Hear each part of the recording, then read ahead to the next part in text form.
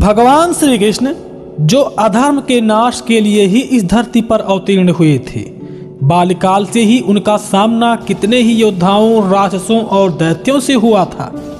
अपने शत्रुओं को न जाने कितने अक्षौणी सेनाओं का उन्होंने अकेले ही नष्ट कर दिया था। परंतु एक दिन ऐसा भी आया जब उनका सामना एक अत्यंत पराक्रमी स्त्री से हुआ और उसके युद्ध कौशल ने श्री कृष्ण को भी चकित कर दिया। क्यों नहीं मार पाए श्री कृष्ण उस स्त्री को?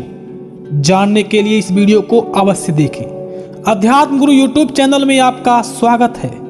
अगर आप हमारे चैनल को पहली बार देख रहे हैं तो हमारे चैनल को सब्सक्राइब जरूर करें और साथ में वीडियो को लाइक भी करें। स्कंद पुराण के महेश्वर कुमार का अध्याय 44 के अनुसार एक समय इंद्रप्रस्थ में पांडव तथा श्री कृष्ण नाना प्रकार की बातें कर रहे थे। तो उस समय भीम का पुत्र घटोत्कच उनसे मिलने के लिए आया। सबने बड़े प्रसन्नता से उसे हृदय से लगाया। कुछ समय वहां उसने व्यतीत किया और फिर घटोत्कच वापस लौट गया। तब युधिष्ठिर भगवान श्री कृष्ण से बोले, आप तो ये सब जानते हैं कि घटोत्कच का जन्म भीमसेन के द्वारा हुआ है। यह जन्म लेते ही यौना अवस्था का हो गया था। मैं चाहता हूं कि मेरे पुत्र को योग्य पत्नी प्राप्त हो। आप सभी सर्वज्ञ हैं, बताइए इसके योग्य पत्नी कौन हो सकती है? तब श्री कृष्ण बोले, घटोत्कच के योग्य एक बड़ी सुंदर स्त्री है जो इस समय प्रयाग ज्योतिषपुर में निवास करती है। अद्भुत पराक्रम करने वाला जो मूढ़ दैत्य था उसकी ही पुत्री है। मूढ़ दैत्य बड़ा भयंकर था, वह मेरे हाथों से मारा गया था। उसके मारे जाने पर उसकी पुत्री कामकंटका यानी मोरबी मुझसे युद्ध करने के लिए आई। वह अत्यंत पराक्रमी होने के कारण बड़ी भयंकर जान पड़ती थी। तब उस दैत्य कन्या के साथ महासमर में मैंने भी युद्ध आरंभ कर दिया। मेरे सारंग धनुष से बड़े बड़े बाण छूटने लगे, परंतु मूढ़ की पुत्री मेरे उन सभी बाणों को अपने खड़ग से काट डाल रही थी। तब मैंने उसका वध करने के लिए अपना सुदर्शन चक्र चलाया। मेरे सुदर्शन चक्र को देखकर कामाख्या देवी मेरे सामने ही प्रकट हो गई और इस प्रकार बोली, हे पुरुषोत्तम, आपको इसका वध नहीं करना चाहिए। मैंने स्वयं इसको खड़ग और खेटक प्रदान किया है जो अजेय है। तब भगवान श्री कृष्ण ने स्वयं माता कामाख्या से कहा कि मैं ही इस युद्ध से निवृत्त होता हूँ और आप इस कन्या को युद्ध करने से मना कर दीजिए। तब कामाख्या देवी ने उस कन्या को हृदय से लगाकर कहा, हे भद्रे, तुम युद्ध से लौट चलो।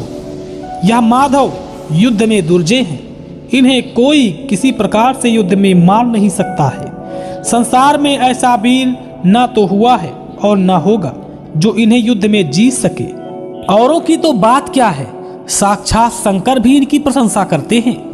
बेटी, यह तुम्हारे भावी ससुर हैं, इन्हें तुम प्रणाम करके युद्ध से हट जाओ, यही तुम्हारे लिए उचित होगा। तुम इनके भाई भीमसेन के पुत्र वधू होगी, इसलिए अपने ससुर समान पूजनीय जनार्दन का तुम आदर करो।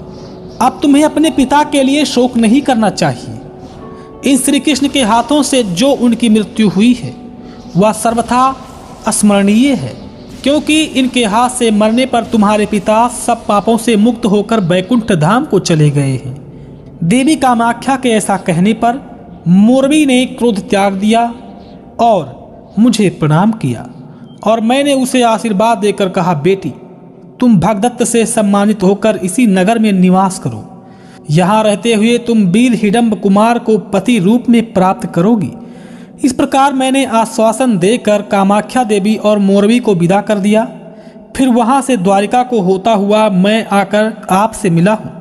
अतः मूढ़ दैत्य की सुंदर कन्या मोरबी घटोत्कच के लिए योग्य स्त्री है। एक बार और सुन लीजिए, उसने प्रतिज्ञा कर रखी है कि कोई भी मुझे किसी प्रश्न से निरुत्तर करके जीत गए तथा मेरे सामने बलवान हो, वही मेरा पति होगा। उसकी यह प्रतिज्ञा सुनकर बहुत से दैत्य तथा राक्षस उससे जीतने के लिए गए, किंतु मोरबी ने उन सबको परास्त करके उन्हें मार डाला। यदि महापराक्रमी घटोत्कच मोरबी को जीतने का उत्साह रखता है तो वह अवश्य ही उसकी पत्नी होगी। आगे फिर पहले श्री कृष्ण और भीम और अर्जुन के कहने पर घटोत्कच मोरबी से विवाह करने के लिए आकाश मार्ग से प्रयाग ज्योतिषपुर के लिए निकल पड़ा। जय श्री कृष्ण बंधुओं, आज के इस वीडियो में बस इतना ही। आशा करते हैं कि आपको हमारा यह वीडियो पसंद आया होगा। कृपया इसे लाइक और शेयर अवश्य करें। किसी भी प्रकार की त्रुटि के लिए आप सबसे क्षमा याचना करते हुए आपसे निवेदन है कि प्रेम पूर्वक परमपिता परमात्मा को मन में धारण करें और बोलें, वैदिक सनातन धर्म की सदा ही जय हो।